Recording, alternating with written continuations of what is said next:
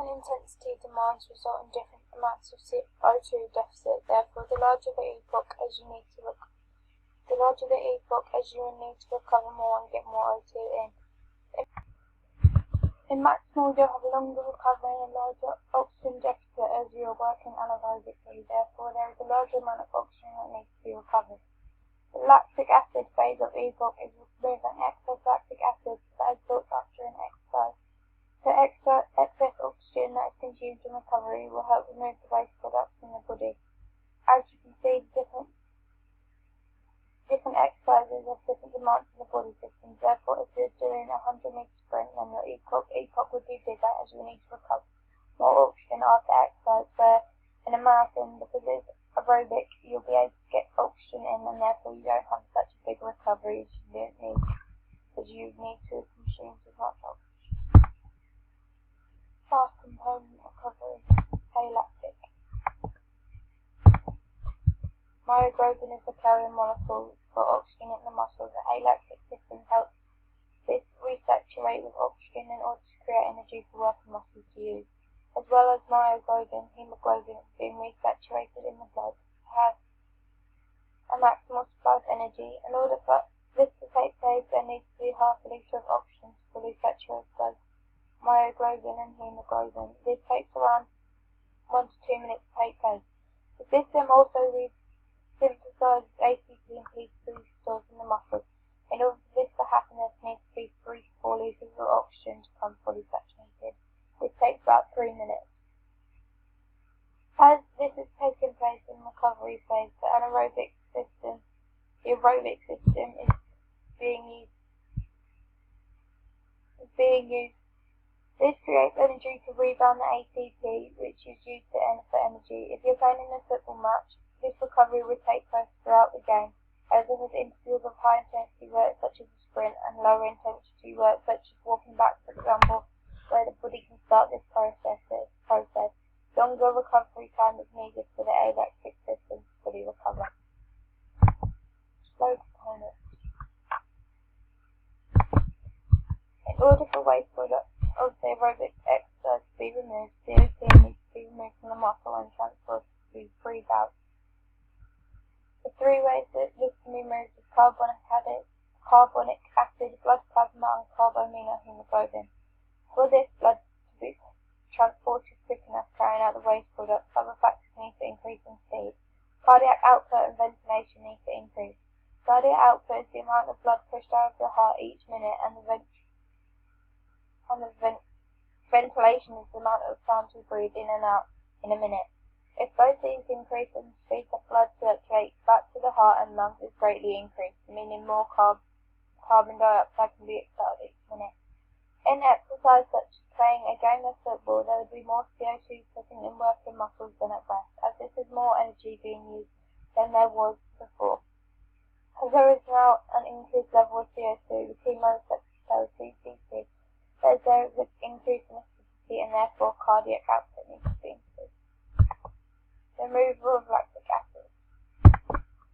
Lactic acid is used after 10 seconds of exercise. The lactic acid system is used after 10 seconds of exercise. A high intensity and short duration of a 100-meter sprint is caused the onset of this. 65% of lactic acid buildup is converted in pyruvate, which can enter the Krebs cycle as fuel. Another 5% gets converted into glucose in the liver, and the final 10% lactic acid gets converted into protein. Cori cycle. This is the process in which glycolysis and glyconeogenesis take place at once, however in the different places of the body.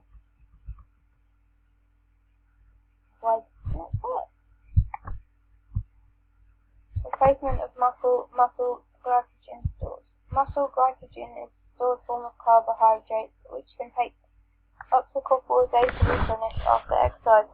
However, this is dependent on the duration and intensity of exercise. If a person is participating in a short duration but high intensity exercise, for example 400-meter event, muscle glycogen will be restored within 2 hours-ish after exercise. However, if someone has run a marathon, then the person's stores could take up to 2 days to fully restore. If you look at the graph above, you can see that over the course of a marathon, their glycogen stores decreases rapidly from the start and lasts about 2 hours until the 2-hour mark. From here, the glycogen store is depleted, and without any forms of carb gel, this will stay this way. A person's metabolic needs is a person's extra amount of VO2 which is being consumed after exercise by organs such as the heart and respiratory muscles. Active cool-down, muscle pump. When recovery starts, it gets everything back to normal, for example, cardiac output, ventilation and temperature.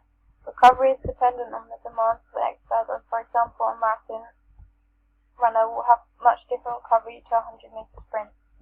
It is important to have active cool-down to stop blood pooling and helps prevent DOMS.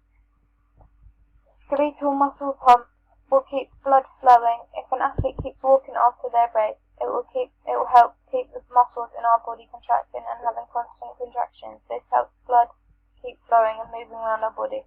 By jogging in the cool down, our muscles will be contracting more often, therefore the blood will pump faster.